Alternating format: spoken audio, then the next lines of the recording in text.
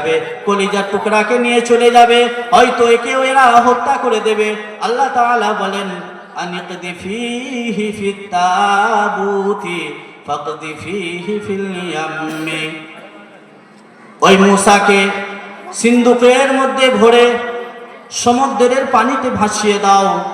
ফালিয়ুলকিহিল ইয়াম্মু বিসাহিলি, সমুদ্রের পানিকে আদেশ করা আছে, আবার সেই পানি সমুদ্রের এক কিনারায় তাকে নিয়ে যাবে।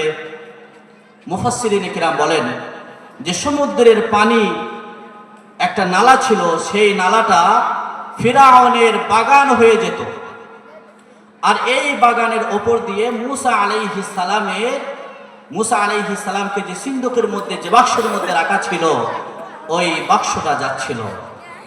যে সমুদ্রে বড় বড় মাছ আছে, বড় বড় পশু আছে, যে কোনো সময় ওই মূসাকে খেয়ে নিতে পারত।